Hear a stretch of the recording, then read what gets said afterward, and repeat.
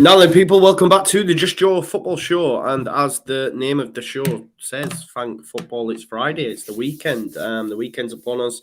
We are, 48 hours away from our biggest game in quite some time, and one that I'm salivating at the prospect of rocking up at Ellen Road to see Leeds United take on Manchester United, of course. But as usual on a Friday, I've got Gary with me. Gary, you all right? I know you're a lot further south than me, and it sounds a bit mad because normally it's the north that gets hit the worst, but it looks like the further south you go, the worse this wind is. And I can see, yeah, I was going to say your hair's been blown off, but you haven't got any, have you?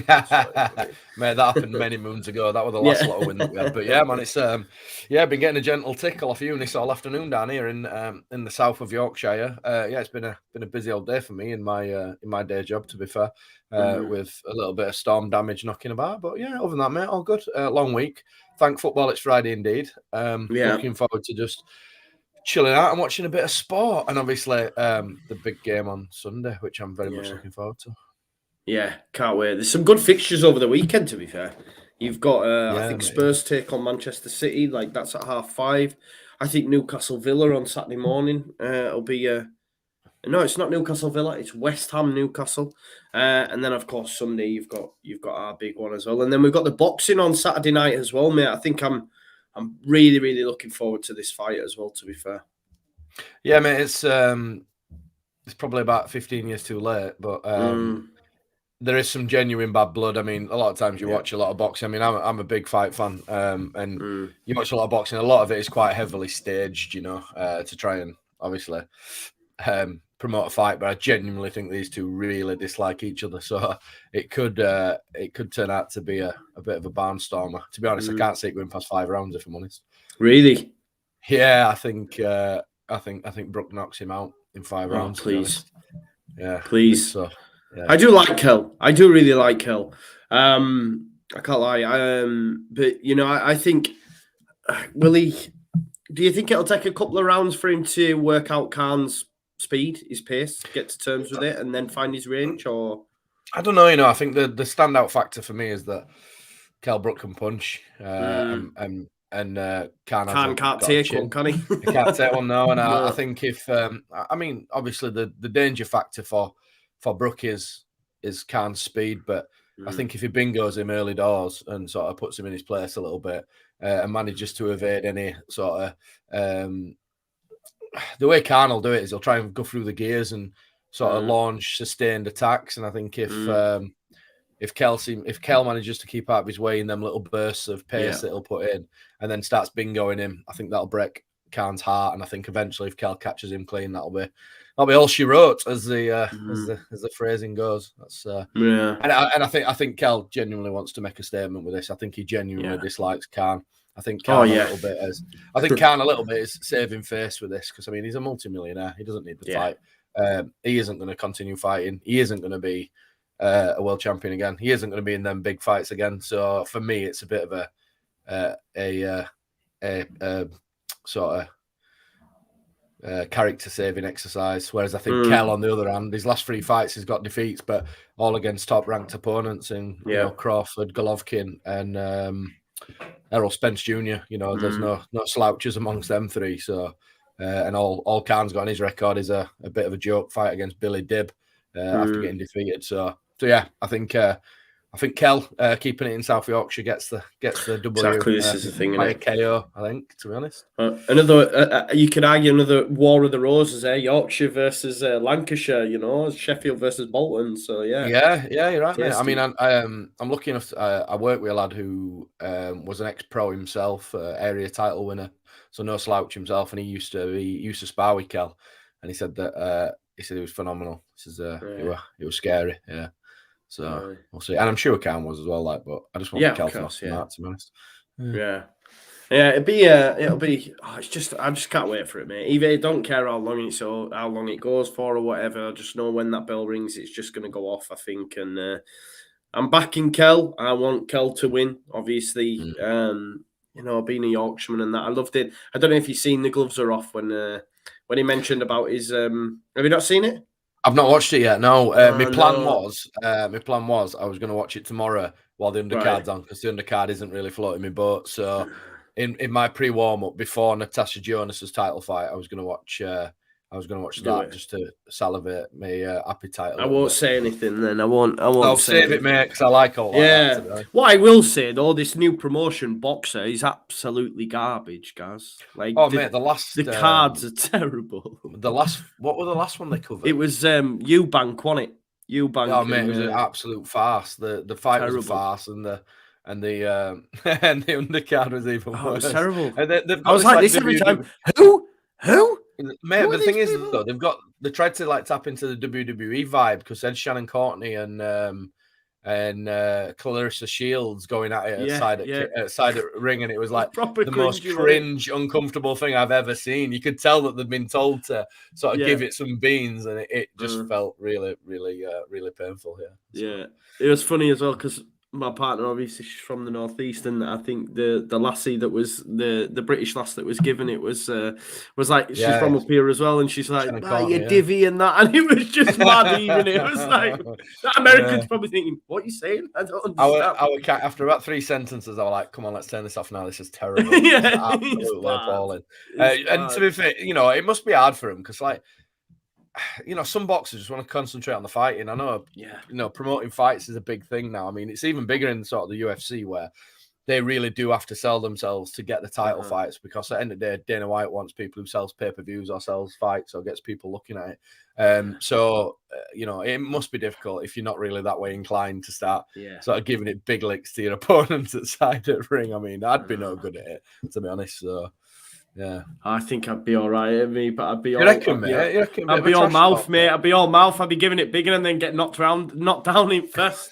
Have you ever seen that guy? You ever seen the guy? I think his name's Uzi, and he comes to the ring and he's giving it all this. Bingoed. He gets absolute, mate. So I've got. Doing Naz and that in he over at ropes. I've got a story about that. So I was on nights when that happened, and we. So what happens with us on nights is, if you're working at a particular station and the other station gets a call, you sometimes go over to cover them. So we'd started sort of watching it at the station we were at, and then we got sent to the other place. We got there, and we just got there as Uzi's giving it big and walking to the ring, and he got absolutely bingoed. I thought he'd killed him. I genuinely thought he'd killed him. Like he'd unscrewed his head. His neck were on like backwards for a bit. I thought, fuck, he's dead. Man's dead. And then, it was the way he was doing the he did the old Nazim over the ropes, and he's dancing and that. And you can't go in giving it that if you ain't got nothing about you. Yeah. Yeah, stay humble. I've got another mate who's done a bit of fighting, and he's a pretty intense character, and when his switch goes, he's a bit like a great white shark. His eyes go black, and you think, "Oh shit, anything could happen here." And when he were fighting, he were an heavyweight, and he said he fought this guy who was undefeated, and he was a bit like this, he was like big timer, giving it big, and he says he's sat in his corner in the ring while this guy's coming down to like some stupid music, and he says, and he came down, he had a big gold chain around his neck, this kid, and he says he's like dancing around the ring, and my mate stood in corner, and he says he went over to his missus, this guy, took off the gold chain, put it on her, and went, "I'll be back in a minute."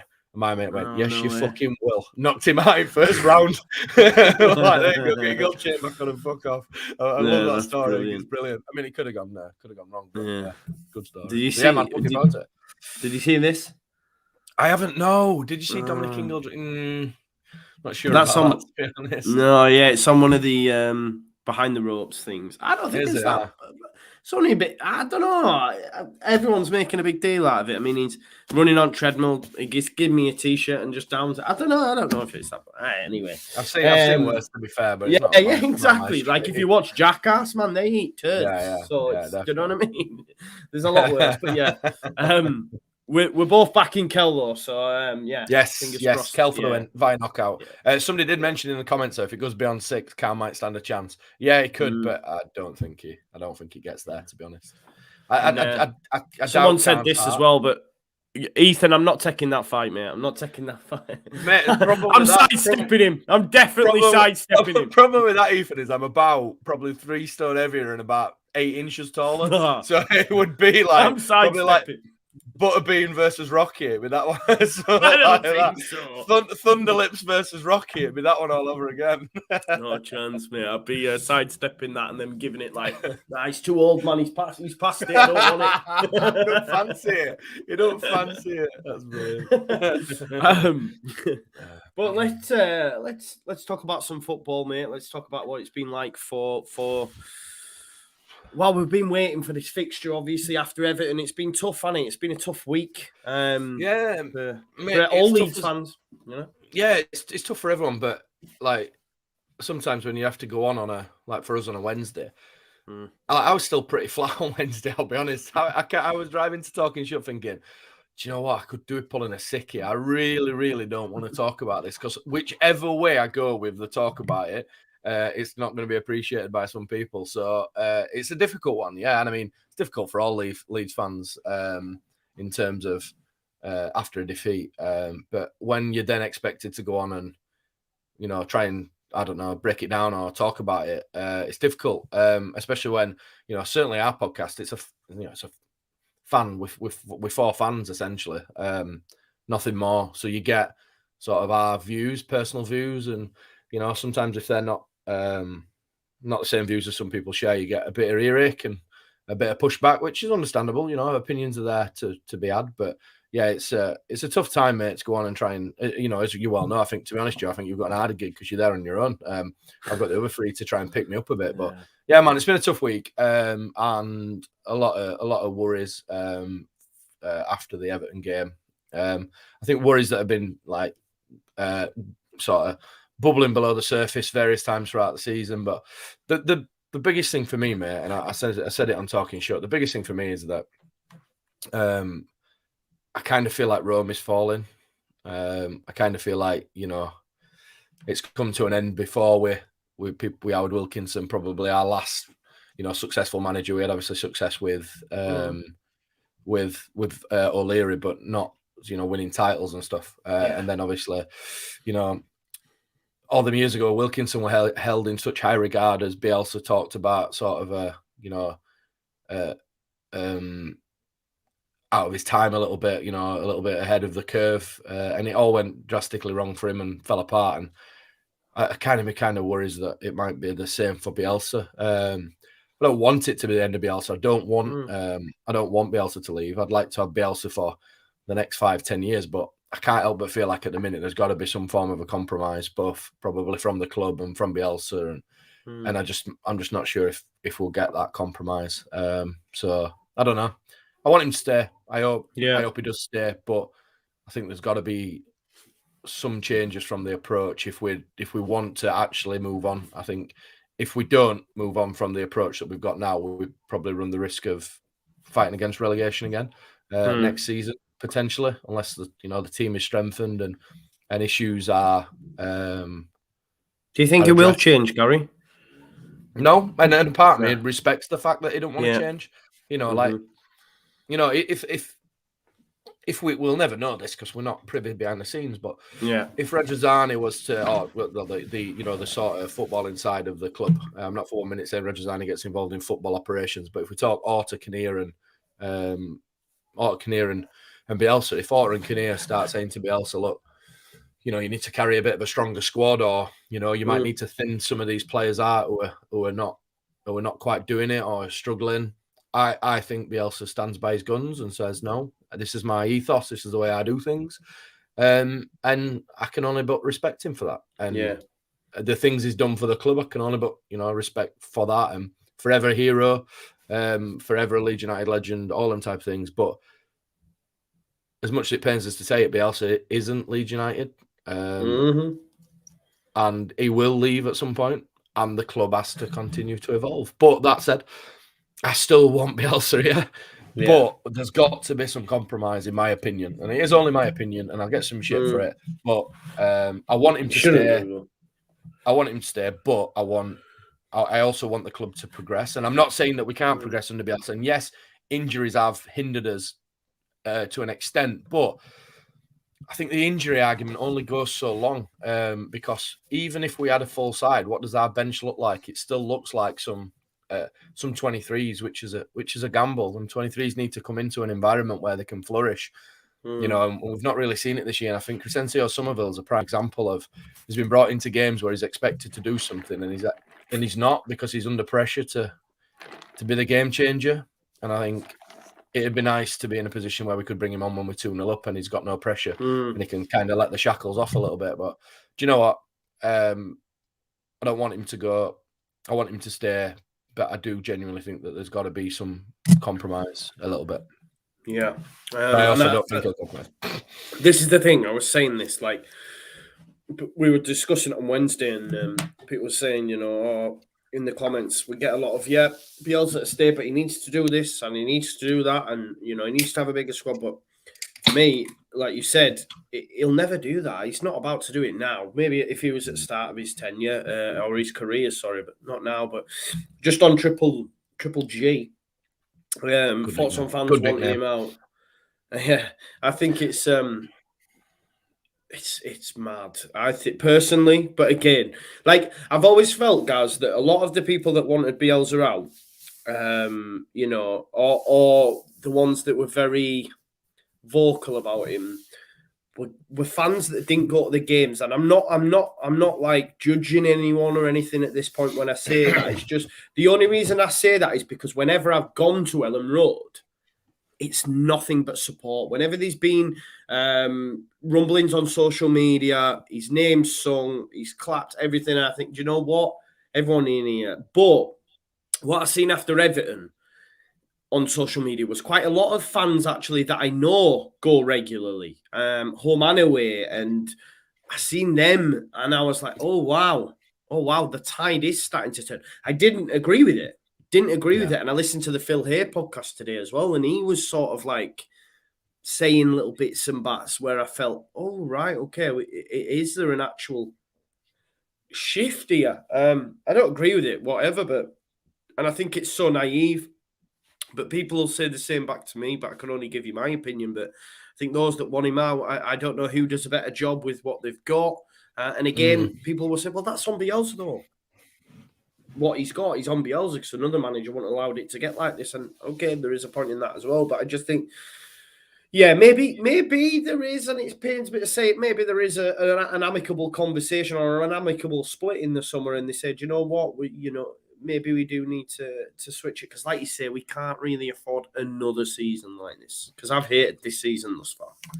I mean, it's a really, really tough one, because Bielsa is a phenomenal coach. To do what he's done with this side is incredible, really. To get levels out of some players who we thought had reached their peak, and to push past that is there. But if you look at his career throughout, he's always been targeted as a flawed genius, due to the fact that he's so heavily in the belief that his ways work and he can make things better, that maybe that is what holds him back from time to time. Maybe the over reliance on playing the same players, sort of thinking he can get more out of them. Maybe that is what holds him back at times. And I think that a lot of the fans who have kind of switched to, I've not actually seen anybody saying Bielsa out. No, like hashtag Bielsa out or like that, like a genuine movement. Yeah, I mean, Jesus Christ, I've seen it enough. Evans, Okaday, even before that, Warnock, even back to Teddy Venables and Steve, go on, what we called? Reed. Peter Reed. Yeah, Peter Reed. When it turned nasty against them, it turned nasty. I think the thing at the minute, what you're seeing a little bit with fans and Leeds and stuff, is that it's more of a frustration around the full package. And I think that at the minute, a large amount of frustration comes with his substitutions and his lack of changing. But the flip side of that, again, is that lack of changing has got us where we've got now. Yeah. But then the other flip side of that, and by the way, I'm not giving any answers to this, I'm just giving kind of my feelings on it, is that we also can't keep doing this thing of looking back and saying, yeah, but you lot need to remember when we were playing Hereford in League One or whoever. That's small club mentality. That's, You know, just because we've had it bad before, don't mean we should accept it bad again. And I'm not for 1 minute saying that we've got it bad with Bielsa, because far from it. But I don't know. I'm really torn. I want Bielsa to stay. I want the club to strengthen. I want the team in the summer, one way or another, needs a revamp. It needs fresh bodies coming in. It needs strengthening in certain areas. It needs competition. It needs competition for Patrick Bamford. It needs competition in the middle of the park. It needs competition in for Luke Ayling if Cody Drammer's not going to be that. You know, it genuinely needs like a level up in quality. But yeah, I mean, it's so difficult, isn't it? I mean, mate, I'm sat like a yard from a Bielsa poster, 2 Bielsa statues in my house. I cannot put into words how the guy changed football for me, but also I fell back in love with football when Bielsa came in, and that proper sounds like a bandwagon jumper. But like I sat there at games like Preston, Nottingham Forest, at Ellen Road, games when Fulham came and battered us, games when Wolves came and battered us, like even the Monk era, the McDermott era, all that type of thing. And you look at it and you were like, sometimes come out of Ellen Road with a win, thinking, hey, we've got a win, but that was shit. Like, this is no entertainment in this. Bielsa comes, high octane, front foot football, pressing, like something that the Championship, minus when Wolves were in there, had not really seen. Gets us to where we are now. But the thing is, I keep going back again, like evolution. The club has to evolve. It cannot stand still. If it stands still, it stands the risk of going backwards. And I think that the lack of transfer dealings in the summer, for me, it's easy to look back when now we're looking at, you know, staring down the barrel of umpteen injuries. But you look back now at the summer and kind of the approach that what we've got, and we'll go with this. I think it were asking a lot to get another top season out of people like Matthias Klick. I mean, Stuart Dallas has recovered form. I know he's got an injury, but he started the season slowly. Luke Ayling started the season slowly, you know, because it needed a bit of a fresh impetus into the side. And mate, I stick by it. I do think he's got his criticisms, but who am I to criticize him? I will criticize him because I'm a fan, and that's what we do. The only thing that's happened now about social media is the fact that these discussions used to happen in the pub after the game. You go to the pub, frustrated, sit around a table, have a few beers, moan about it, go home. Some would agree, some would disagree. Well, 9 times out of 10, though, guys, like your circle of friends agree with you. So there aren't even many disputes. But now it's like there is literally 2 sides of the coin going bang, you know, in a public setting as well. Do you know what I mean? And the worst thing about it is there's no sort of level to it, if that makes sense. I mean, social media is probably a discussion that could make a podcast out of itself if you've got some sort of psychologist in there as well. And I mean, I've took a break from Twitter this week because it's an interesting place to be. But I think Jinto12 in comments says social media magnifies everything. That is absolutely 100% true. If you read everything on social media, you'd make it feel like there was a sort of a movement to get everybody out and all this type of stuff. Even like, I know Tyler Roberts gets a lot of mention, but I've heard a few grunts and groans in the ground when Tyler Roberts is on, but 95% of it is positive because the people in the ground and the people on social media just want the team to do well. Exactly. I don't really care who plays for Leeds, if I'm honest. I just want Leeds to do well. So it's been a tough week, mate. It has been a struggle this week, to be honest, to try and stay positive. But do you know what? What Leeds have proved before, and we said it on our podcast on Wednesday, that if there's ever a team that are going to come back and bounce back, it's Leeds. And what better way to do it than Sunday, brother? Oof. Well, mate, let's look at it. Kieran Trippier's out for potentially the rest of the season. Newcastle play West Ham. If we beat them, on Sunday and Newcastle lose to West Ham, suddenly there's a discussion again about Newcastle being in the, suddenly there's been this thing about Newcastle are going to pull away. You know, Trippier's been quite key to their results recently, and suddenly lost him again. And you just wonder if they get beat by West Ham and then lose the next game, do they sort of fall back into the reckoning? And I still stick out that Brentford will get dragged into it. I think Brentford have more things to be worried about than we have, despite a bad result against Everton, to be honest. I don't think we get relegated. No. And I've said it, I keep saying it, like, I think, guys, the bottom 3 is locked in. I think the bottom three goes down. Yeah.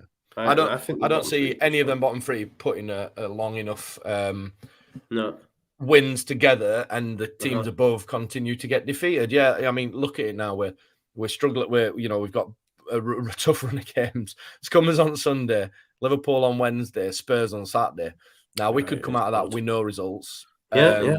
We could come out of that with 6 points. It wouldn't surprise you. This is what Leeds do, kind of thing. Yeah.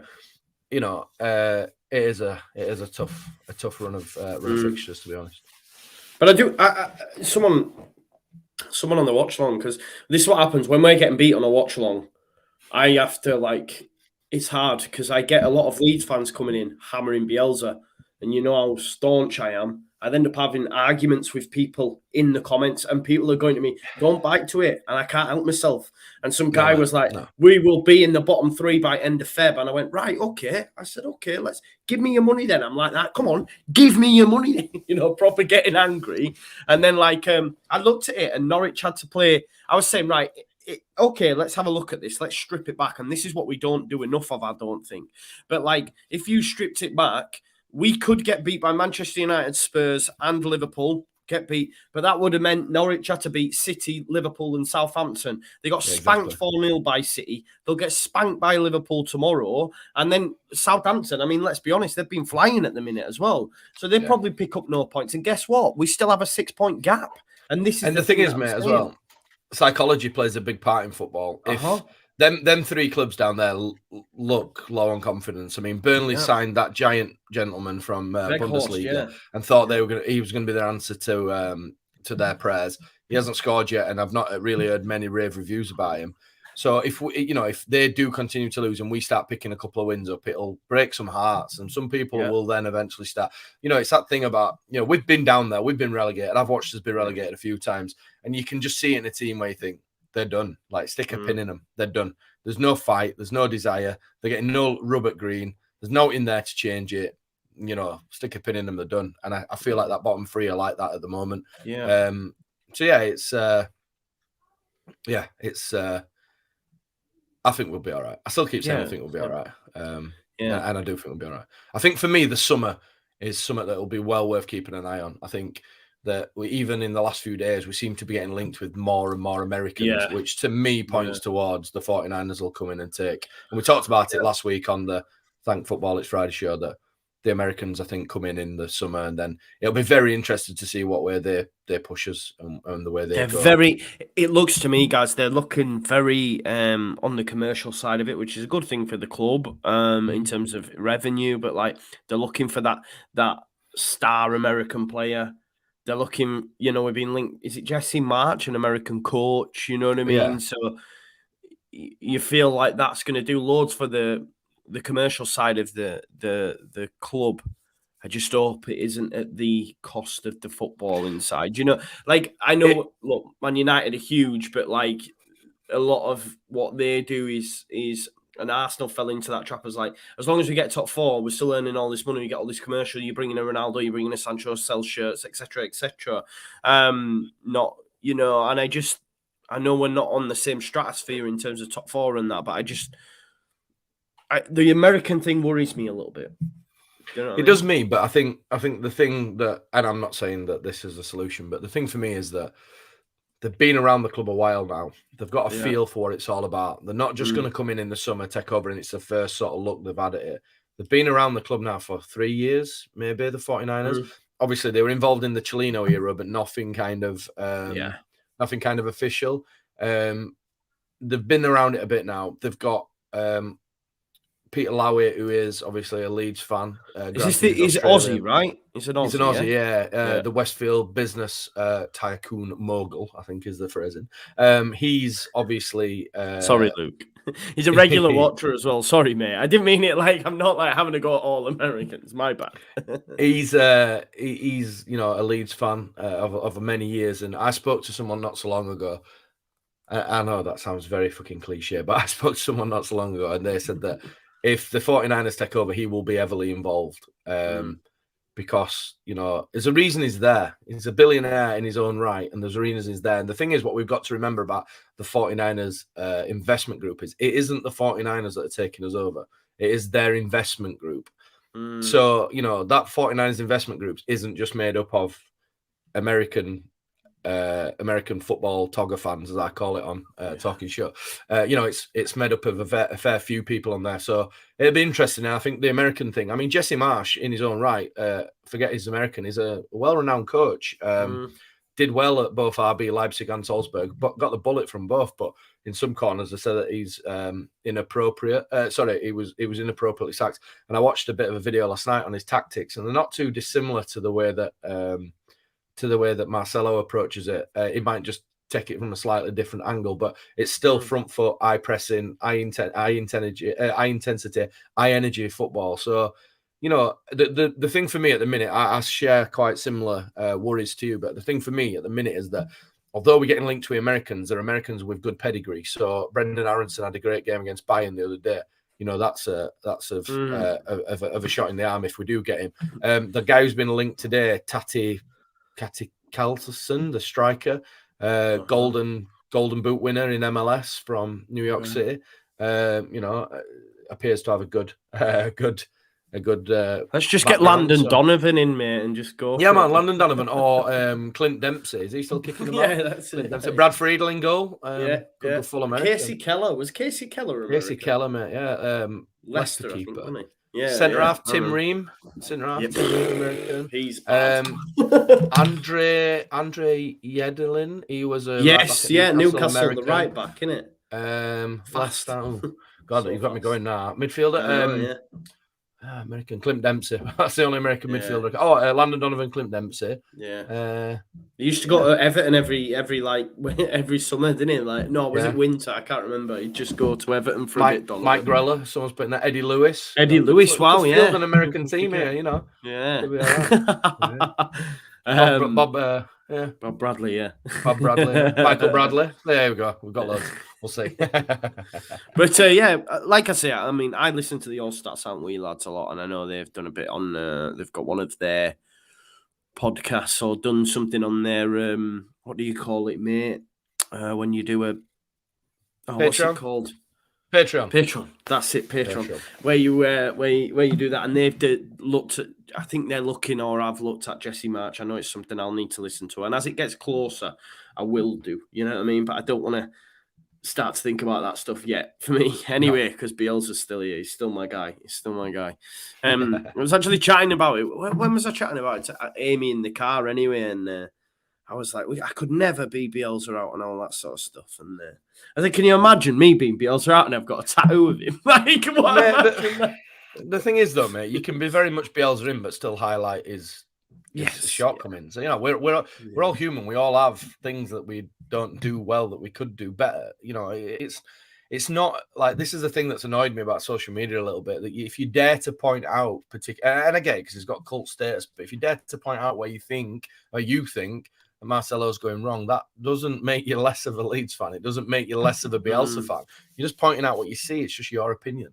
And you shouldn't be sort of shouted down for that. But anyway, yeah. Should we move it on?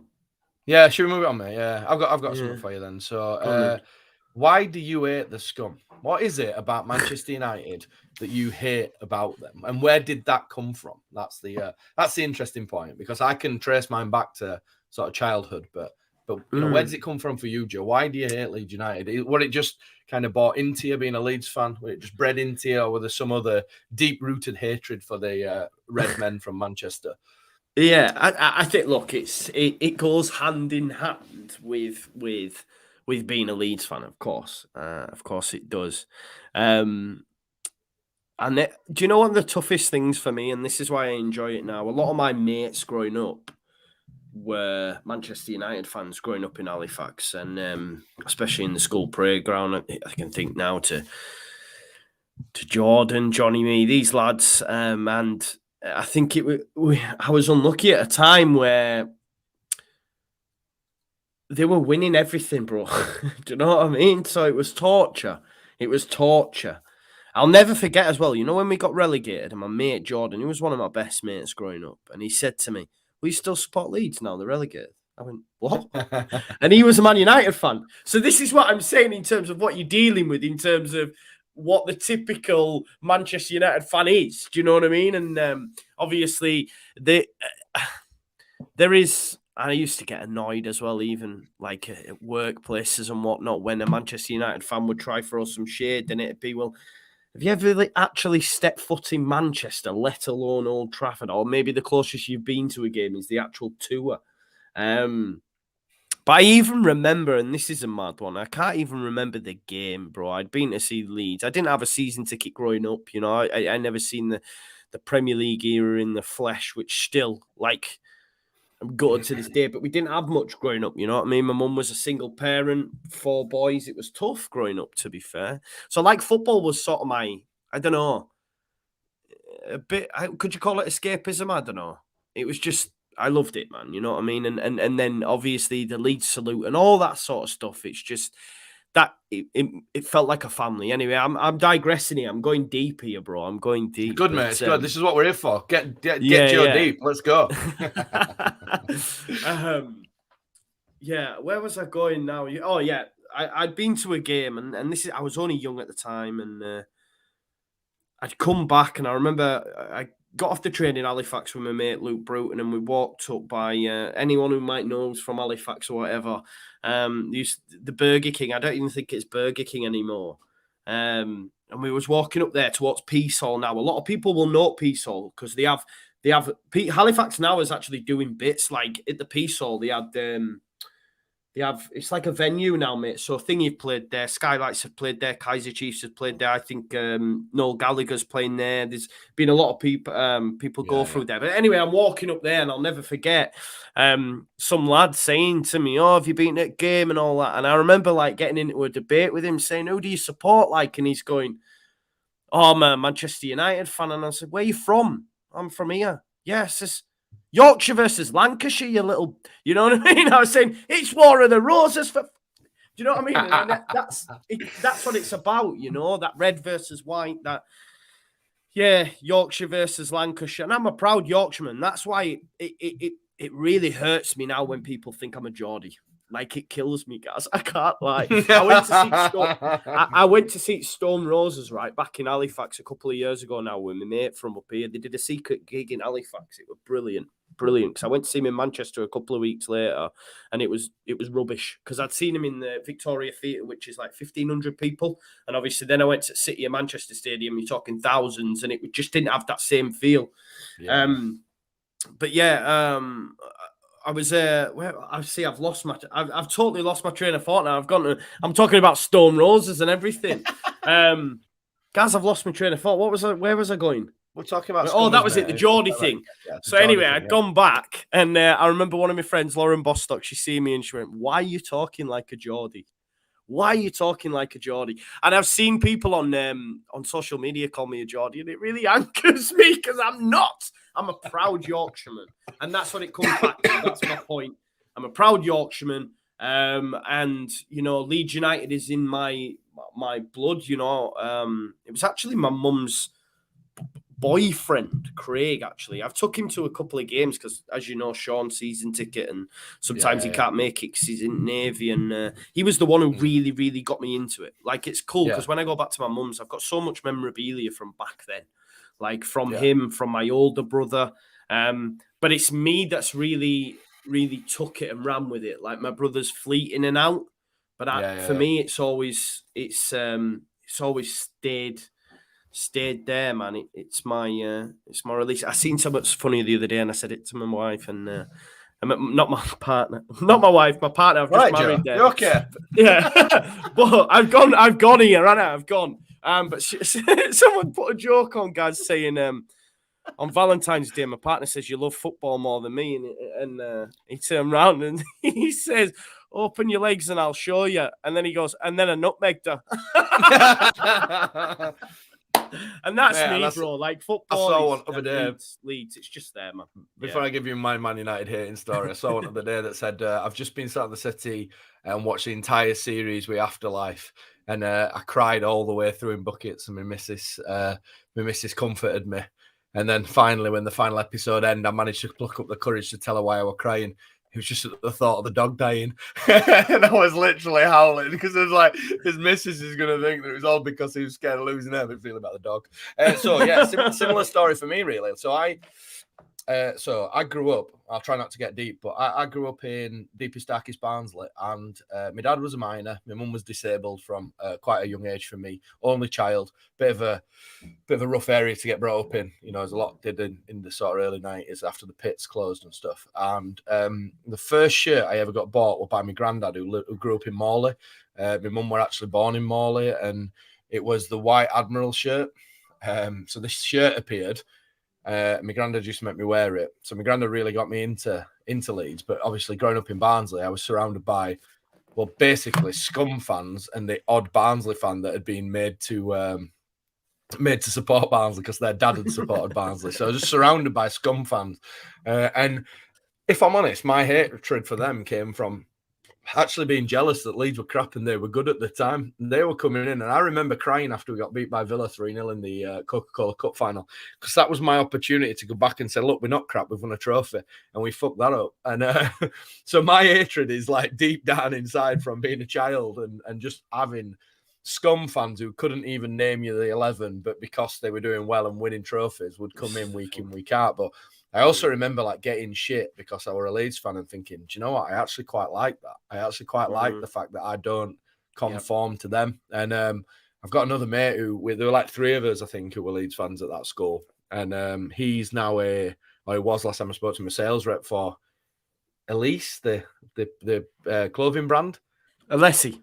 That's the one. Yeah, that I would never wear it. I can't really put it on, mate, to be fair. Who's Elise? That one. So yeah, and he's a rep for them, and we were the only Leeds fans in school. So and then when I left to go to high school, he left and went to another high school. And when I got to high school, sort of the late 90s, early 2000s, my teacher was a Leeds fan. So yeah, he kind of, you know, stuck in. I went to my first game in sort of 94. And then 94, 96, can't really remember now. But yeah, the hatred for the scum were always kind of there. And I used to just always like the white v red kit clash. Even that, you know, just that side of things, and the sort of anger and Batty trying to maim Ronaldo and, you know, Yeboah scoring that goal on Christmas Eve, and Hasselbank scoring that goal, and you know, all them things just all like accumulate into that. And my cousin Johnny, he's lived in Manchester for the best part of probably 30 years now, to be honest. He used to live in Salford, that used to overlook Old Trafford, and he once took me when I was little to Man United, Man City at Main Road. And I said to him before I went, I said, I'm not wearing a Man United shirt, you know. And he went, you are? No, you'll have to. Like, I said, I'm not wearing one. I'm definitely not wearing one. Anyway, I refused. We got into Main Road, and Main Road was a bear pit. If you ever been around that area, around Main Road, it was rough. And we sat in the stadium, and I nudged him, and I pulled up my trouser leg, and I got my Leeds socks on, and I was like, there you go. Told you I'm not wearing them. And to be fair, I'd probably got killed. Even at the age of like 8, I'd have got killed. Yeah. But yeah, man. That's it. Just dislike them. Just listen. I'm old enough and grown up enough now to appreciate that they've had some incredible sides, but I still hate them. Yeah. And mate, I'm one of the people as well that I never ever play with Man United on FIFA ever. Period. Ever. Snap. Football Manager, never sign a Man United player ever. I do play with their players on FIFA though. You're like a scumbag. You're a scumbag. Yeah, there is a bit of that. You're not even a fan. You're a scumbag. Yeah, that's what people are saying. It. Yeah. Mate, I just can't bring myself to do it. I cannot bring myself to do it. Even if they're on. I don't play with their team, I hear you, but when I played FIFA Ultimate Team, Bruno Fernandes Player of the Month, I did get him. I did get him. I see, I don't play that, but yeah same as Justin Thomas says, don't like red, mate. People call it petty and all that type of stuff. Do you not remember when I had them red Nike Max guys on Instagram and you messaged me and went, red? Do you know yeah, I do remember that, yeah. Mate, the thing is as well, like cars, they're cheaper if they're red. Don't ask me why. I think the paint must be cheaper. So if you go and buy a car and go for like the bog standard one because you know you're tight or you just don't have the money, 9 times out of 10 it will be red. So I again refuse to have a red car. To be honest, yeah, there's some deep. This I told you before. The other lads that I go with wouldn't even buy the shirt because it had 32 red. Like it weren't red, but it said the words red, and I was like, wow. I didn't quite get to that bit, but Yeah. But I met like Lucy, who comes on a Wednesday. Like she was on the BBC Football Focus stuff, and some of the stuff that her dad like, don't press the red button and that she said. I was like, wow. Yeah. Do you know one thing that does my head in? That's really petty, and I'll openly say it's petty. But the fact that they call themselves United, that annoys me. Like, listen, you're not that important that you can just basically say that you're United. You're not. Everyone knows who they mean, though. This is the thing, that's what's annoying. and that annoys me, mate. It does, because I had Hal on, and he's an older generation, and like yesterday we had a Man United fan on our Premier League preview. Great guy as well. He was actually sound, and if anyone hadn't seen it, because I asked him the question, does this mean anything to Manchester United fans? Because I see on social media from the younger generation, oh, no. And I've got it in comments in my preview, but he's 90s, and he went, nah, this is the one. He says, this is the one, you know? Yeah. And he spoke really well about it. In my head, I forgot what I was chatting about there, and I was, my head's gone again, man. You're right, man. I'm tired, guys. What was I talking about? We were talking about Red and old people and United and the older generation. The United thing. Sorry, So he kept saying United, and everyone kept saying in the chat, and same people are either going, "Well, you're not correct him, John." I just couldn't. I thought, I'm just going to leave him. Yeah. But Hal, who's a Sheffield United fan, used to say to everyone and say, whenever they come on and say United, he'd go, "Will you stop doing that, please? Will you stop doing that? There's more than just, you know what I mean?" I thought, fair play. Yeah, mate. I tell you. I'm having a brain fart as well now, but I had so much. I'm getting it. I know. I don't know what's going on, man. I keep going. Can't remember what was I talking about? Yeah, I can't either. We best move on. So, mate, other football then. So tonight there was supposed to be Forest Bournemouth, which would have been a top of the table clash in the Championship, but Bournemouth Stadium's blown away by all accounts. Yeah. So yeah, they've apparently it's. Have you seen? Quite heavily damaged. The picture of the Millennium Dome? Mate, the thing is, the Millennium Dome was only meant to be up for the Millennium, so I'm not surprised it's blown down. You know what I mean? I'm not surprised. Well, did you see the tweet that woman put where she said, this... I'll have to show it you, bro, because there's a reason I'm going to show it you, and it's a little bit funny. I won't show you of the other picture, but when I read it and I shared it with my partner, I was howling. So this was the picture, yeah? So this is the picture of the Millennium Dome. Yeah. And then the woman's put, every straight man has a pair of boxers that looks like this around the elastic waistband. Legit. That's true, isn't it? That is true. The other day, I'm in the gym, and I gets out of the shower and puts them on. I was like, oh, fuck, it's them. I've got them pants. So I sent a picture to my partner of the waistband going, have you seen the clip of this? And then I seen that today, and I was like, oh, no, what are the odds? But it's so true. Like... Yeah, mate, on the Scum chat, what about this one today? This one may give me a little bit of an head's gone. The few times I've watched Scum, I'm always penged with the thought that, do you know what? I don't think Ronaldo's a good thing for the team. I think the team are struggling, and he just comes across as an enormous bell end on the field. And I get the people will, like, particularly the Scum fans, where he can do no wrong, literally to the point of certain things that we better not talk about on the air. But like, he comes across to me like he'd have a negative effect on the team because of the way he is. And now I've seen reports today that they're going to strip Harry Maguire of the captaincy and give it him. And I'm like, I'm not sure that's a good idea, you know. Like, I've played in teams with bell ends, like, you know, and you kind of look at them and go, yeah, you're a bell end. But like, I'm like, so using the Harry Maguire thing, so I'm the captain. You're just a bell end, like, and you always will be a bell end. But then, like, if you're doing a good job as a captain, then they strip you of it to give it the bell end. What would you be thinking? You'd be thinking, hold on a minute, this is ridiculous. Why are they giving the bell end the captaincy? Because he's like the bell end. You know, he's like, I am the man. I just hate everything about him. Talented player, incredibly talented player. Probably one of the world's greatest at a point. But what an absolute knob of a man. Like, he's past it. He's past it. I'm becoming a fucking quote here. He's going to score. He's going to score on Sunday, and then I'll get fucking... Yeah, he's got... But, well, this... I put this to His name. I've even forgotten his name, bro. This man, what is going? Let me get his name because that'd be very Adam. I put this to Adam yesterday, and he was actually saying like, Ronaldo's he's still scored 16 goals this season. He's basically, which is insane. He because he said if he continues second half of the season, he'll be getting over 30 goals, and you think how much flack he's took for performances on the pitch. I mean, he was saying like how he basically dragged Man United through that Champions League group, which is fair enough. I think that's another thing that actually plays in our favour, guys. They play Atletico Madrid during the week, which is, that'll be Wednesday. So maybe he'll have to rest some of them. And they played Brighton last Wednesday as well. So it's mate, they struggled against them, to be fair. Yeah, exactly. But on the Ronaldo thing, he was saying how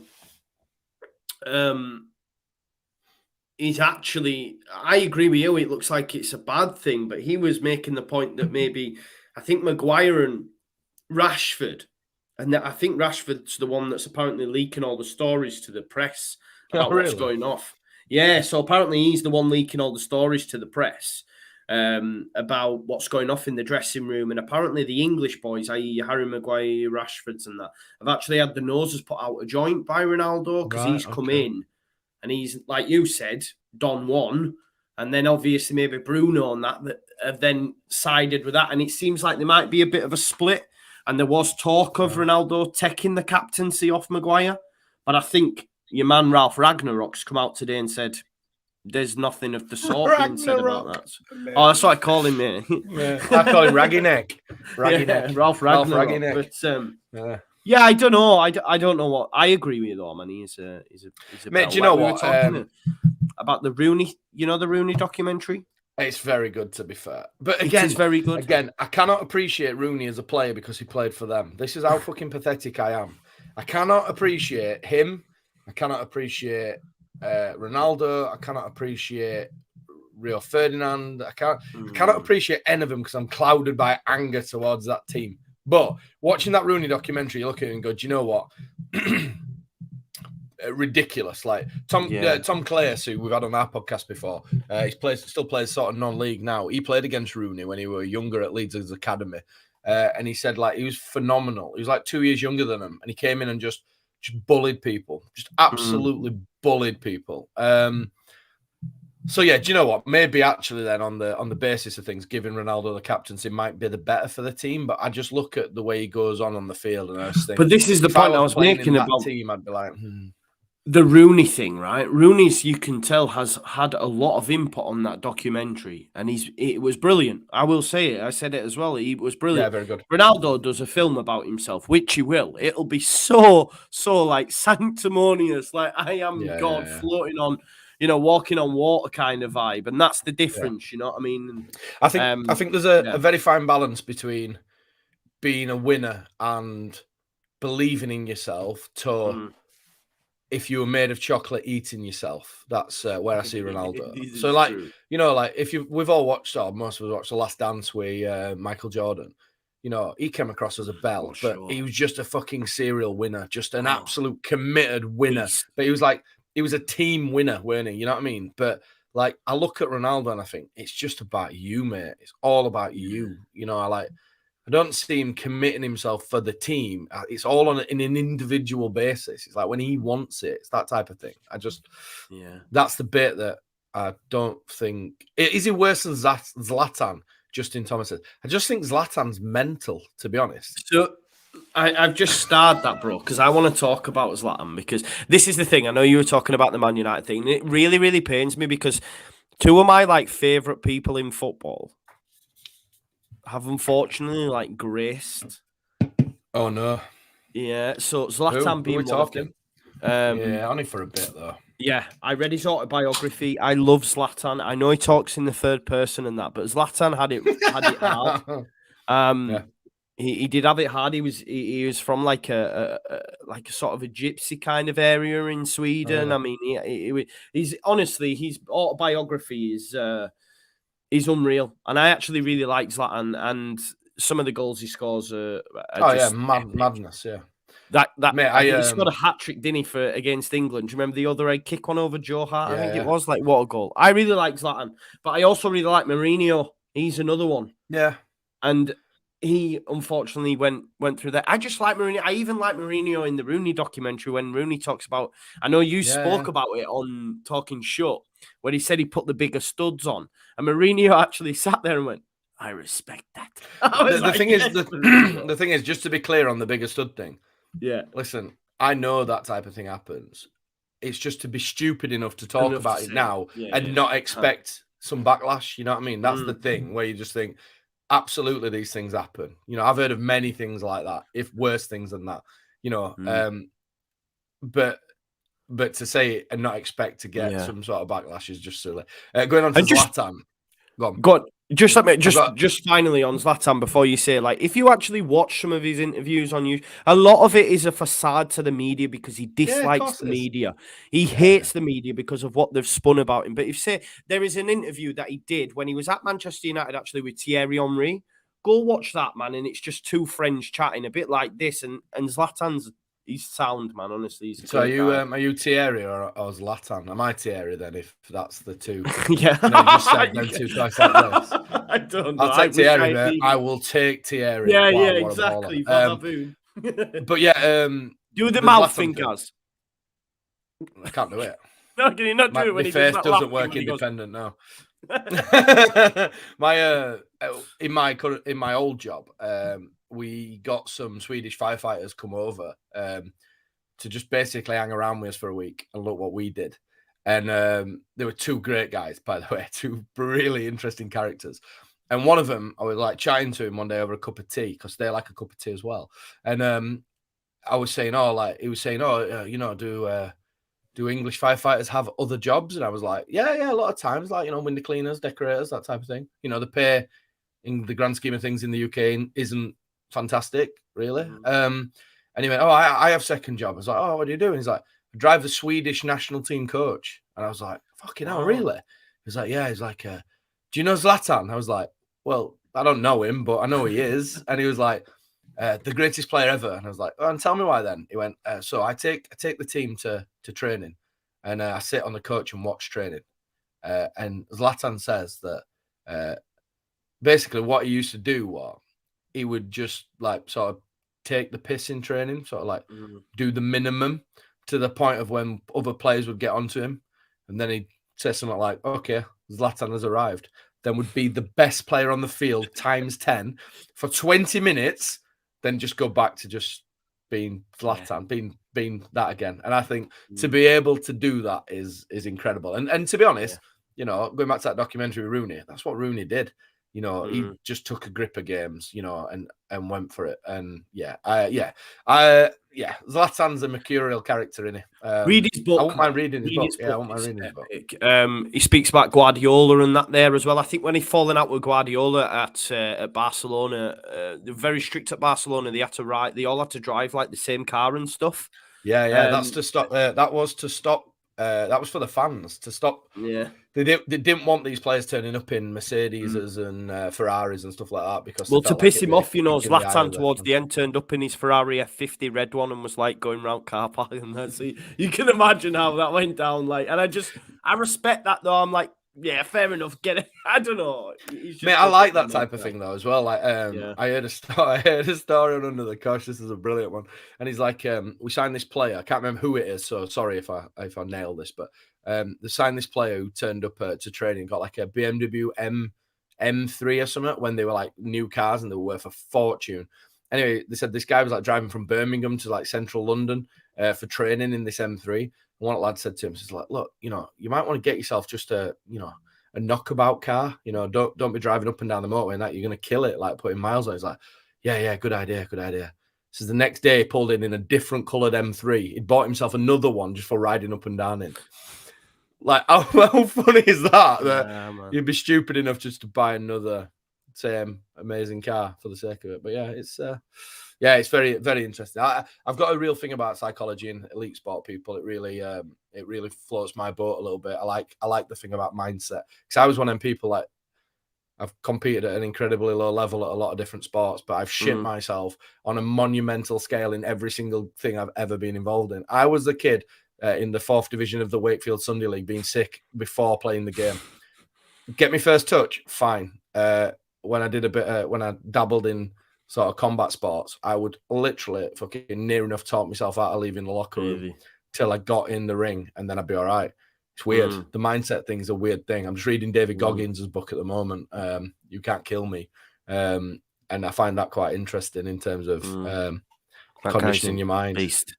Oh, mate, ridiculous. Absolutely ridiculous. Yeah. I listened. Which one was it? I had it on audio, but we spoke about him before because I started to read the Paradox after. To be honest, mate, you put me on it because I'd listened to the first chapter. Was it? Is it the one where he's in the Marines thing? Yeah. Yes, Navy SEALs. Yeah, don't say Marines. My God, you'll upset him. But yeah, man, I was like, Joe said it's good. I'll give it another go, and I've kind of got into it now. So when I'm commuting up and down to work, I listen to that. Yeah, it's interesting. The mind, man. The mind's an interesting piece of kit. Yeah, it's good. Yeah, he's mad. Like them training that he put himself through and all that sort of stuff, and he's like broke leg or whatever. Oh man, it's just mad, crazy. Mate, the thing is, what I can associate, I fucking cannot associate with what he's done, by the way, but I can associate to a level that that there's something in that if you can train your mentality, you can overcome a lot of adversity. But I read something from another Navy SEAL book recently that was easy times create easy men, hard times create hard men. Easy times create men who think they've had it hard. And if you like dial that down, you think, hey, there's something in that. It's like what Goggins says, you know. If you go walking outside in the cold all the time, after a month of doing it, eventually it don't feel that cold. Does that make sense? Like the old saying, I'm nesh. That's a very Yorkshire saying, but I'm nesh, where, you know, they put eating on because I'm nesh. Like if I go to my mum and dad's house now, my mum and dad still like they live in the 80s. Their eating does not go on. They do not go on ever, period. Really? Not ever. They will put 15 coats on, a duvet, whatever, if they're cold enough to need to. I go to there sometimes, I'm like, Jesus, Mum, put the heating on. It's absolutely freezing. And she's like, no, not putting heating on. But to them, it's no. And I mean, I remember joining military in 2001, and we went to Scotland, and my course went over January, and they never put the heating on. You didn't have duvets. It were like sheets and blankets. And I remember for the first 2 months, it was just hell on earth. You're just forever cold, like to the touch. But then I always remember after that thinking, well, actually, it didn't become such a big thing after a bit. I didn't really feel the cold after that. Yeah, it's we've run off on a tangent there, haven't we? But we have, mate. We've gone down the David Goggins rabbit hole, man. He's just a crazy guy. Crazy guy. He is, mate. I remember listening to it, and I think what had I done? I'd done the English Free Peaks. I'm like, same minute. I'm doing like English Free Peaks. Yeah, man. Mate, we'll have it soon in May, man. We'll have it soon on the big. Yeah, we're doing the walk, aren't we? Yeah, I was speaking to Michael, and he was like, "Oh yeah, listen." I said, I actually said, "Oh, I know Gaz has got a room and all that sort of stuff," and he said, "Oh, if you know anyone, just let me know and I'll make sure you're together." And I was like, well, I don't really know anyone who's doing it, and I didn't want to put out on Twitter, you know, like, is anyone needing a roomie? I just want to be my friend, mate. Yeah, listen, what we'll do. There's me and Adam Barlow. He bags me, which I'm very flattered about that he wanted to share a room with me. Before you get that, mate, all we'll do is you get your room, just drag your duvet into our room, like old school sleepover. We'll do that type of thing. Yeah. We'll make it work. Because I can be, I'm quite awkward, me. I can be awkward, you know, if I don't know people, bro, and maybe people get that misconception, but I will be a bit like, you're right. Do you know what I mean? I'm not straight over like, hi, I'm Joe. Do you know what I mean? No, mate. I am that person. I'm exactly the same. We're like the same. Daft as it sounds, but daft as it sounds doing podcasts, but yeah, I'm the same. I'm very awkwardly placed. I don't like really talking to myself. Yeah, it's a weird thing. The old mind. It'll be a good one, man. 35 mile, is it? Yeah, no, a bit more than that. It's like 27 one day, 21 35 mile. another Wow, that's not a day. lot, is it? No, mate. Over 3 days. 17 mile the last day, I think, something like that. So you're looking at about 70 odd miles, 74 miles. Wow. Wow. So yeah, bring the zinc oxide tape, mate. We'll stick his we'll tape his feet together, and not together, but we'll tape his feet and we'll be good to go, man. Yeah. I think there Jonathan Brooks says it's 100 per month. Oh, Jonathan, listen, if you're mate, if you need anyone, there you go. Jonathan, you've got me on social media. Drop me a Tinder DM. for walkers. I'll message I'll message Michael and we'll quick do swipe it. right, Jonathan, on Joe. Swipe right on Joe, if that's even what happens on Tinder. I don't know. I will be like the Tinder swindler though, Michael. I'll start asking you for cash and that. Is that worth watching, by the way? Is that any good? Oh, mate. Wow. I don't watch much telly. I need to start. You need to watch it. It'll blow your mind. It'll blow your mind. Yeah. Not only that, right? People have slept on this one. There's the English version as well. Oh, really? Which is set. To be honest, I think you'd prefer the English version. What's it called, man? Not Tinder swindler. Anyway, it's about a guy basically, right? Who it was at the height of the IRA stuff. And he basically starts telling people, guys, that he works for IRA, right? Not for IRA, sorry, for the CIA, right? Okay. And they're at this uni, and he gets these 4 students, and he says, I work for the CIA, we're tracking IRA, right? So he has fucking hell, how many more acronyms? I know, yeah. CIA looking for the IRA to be announced. You know, fucking hell, Jesus, like. So anyway, right, genuinely, these people are sat in the car park writing down registrations for him and that, right? Amazing. And he proper gets them in. They do this for weeks. Then all of a sudden he said to them, as cover's been blown, we need to go. We need to leave. So this lad's like, what will I tell everyone? So he tells his family and that he's got cancer and he needs to travel the country before he dies. So he gets these 2 lasses with him as well who are in his straight accommodation. They go travelling around country. And then about a week into it, they turn around to the 2 girls and say, look, I'm not really dying. Oh, our lasses just text me, Puppet Master. Puppet Master. It's called Puppet Master. Somebody's put in the comments. There you go. Our lass text me as well. Puppet Master. Right, anyway, basically, guys, he gets these people on this wild goose chase, and one of them is missing for 10 years, bro. 10 years. 10 years? 10 years. She was on the run from the IRA, but she wasn't. That's pretty funny, to be fair. Insane. I know it's horrendous, but no, it's kind of pretty funny insane, as well. Man.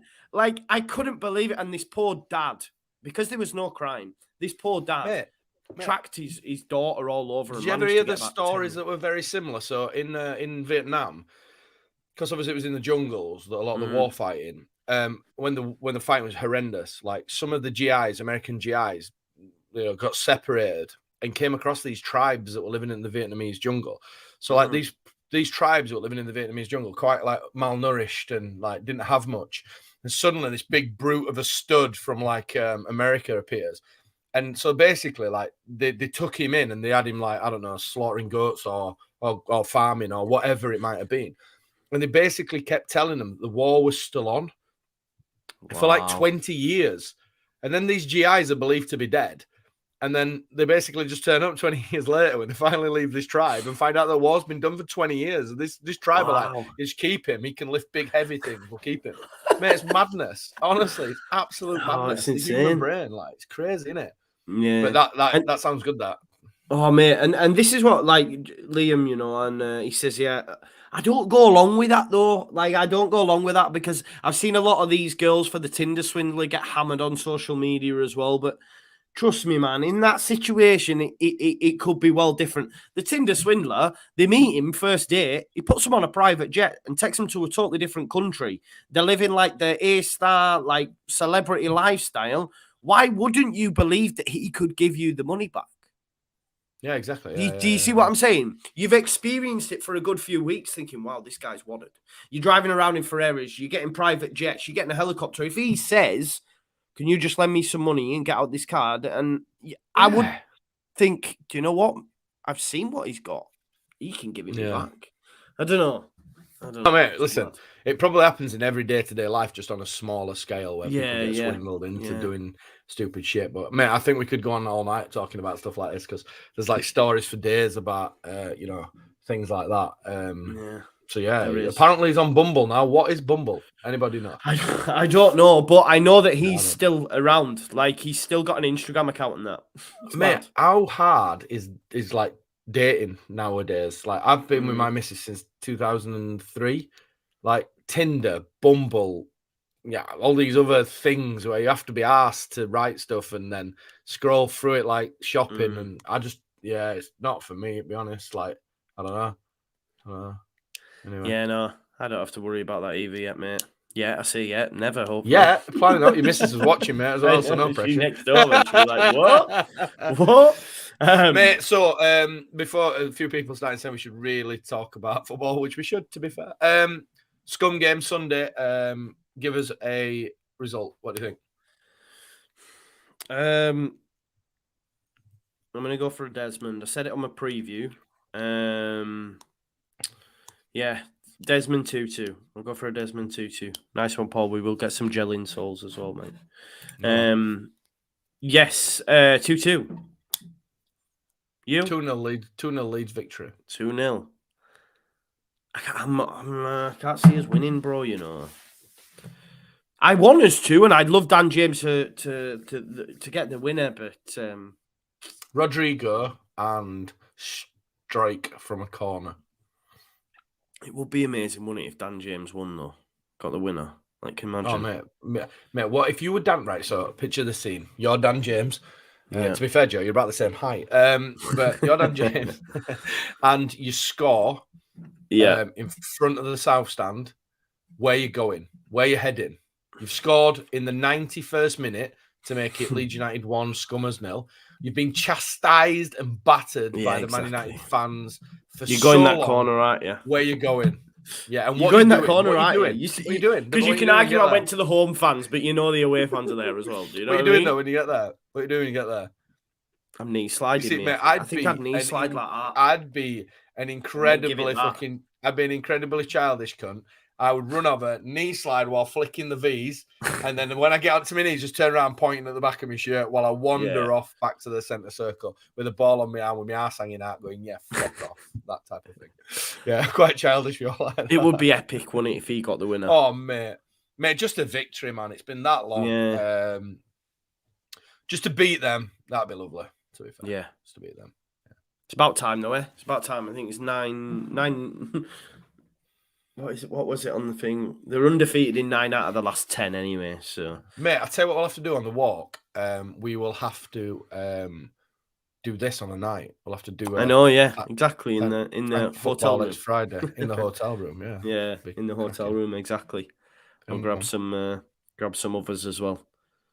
Yeah, man, we'll do it definitely for sure. Right, mate. I think we'll leave it there. Mate, we've run off on a tangent. More this week than we did last week, to be fair. I know, but I've enjoyed it, though, and I think people are enjoying it. You know what I mean? Yeah, tell us, like Andy says, excellent footy show, lads.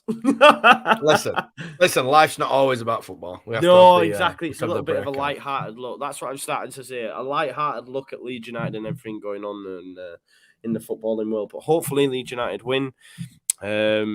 West Ham beat Newcastle. Liverpool spanked Norwich. Watford didn't get beat anyway. I don't know who Burnley have got, but hopefully we can win. And I'm just going to check actually who Burnley have got just while I'm just looking now, mate. I'm just looking. Let's have a look. Brighton at the Amex. Watford away at Villa. I think everything will go our way, and hopefully on Sunday we'll win, and then we'll have an even bigger gap, bro. An even bigger gap. Hopefully. Definitely. Anything happening on Talking Shut, mate? No, I think we're moving to Thursday next week. Because I'm at Anfield Wednesday night, which I'm looking forward to. Not been before. So me and Judd are tripping over there. So no, back in on Thursday. You two. Yeah, jet setters, mate. We've done well this year, to be fair. I'm really chuffed. It's been good for us this year. I need to know your contact. Good experiences, mate. Just in the ballot, I know. In the ballot with 53 devices around me, just hoping that one logs in. So yeah, man, be Thursday next week. We'll be back, hopefully with some positive stuff to talk about. I've been working on a couple of guests in the pipeline. It's just kind of getting them sort of nailed down and definitely going to come on. So yeah, we'll have to wait and see. But yeah, if you can't find us, at Talking Shit on Twitter, YouTube, Facebook, everything else. It's in the title to this show, people. It's in the title to this show. It actually says at Talking Shut. So if you click that, it'll take you straight to their page, and make sure you subscribe. It's also in the description if that's difficult for you as well. It's behind Gaz. It's on Twitter. It's on Facebook. Well, look, King Shut. Look, I've done that. Yeah. But thank you as always for watching this Thank Football It's Friday. We'll be back next week as well. So yeah, keep it locked. And then, as I say, I'll probably be back Sunday after the game when I return home, with an absolutely gleeful post match, I think. Fingers crossed anyway. Yeah. See you all in a bit.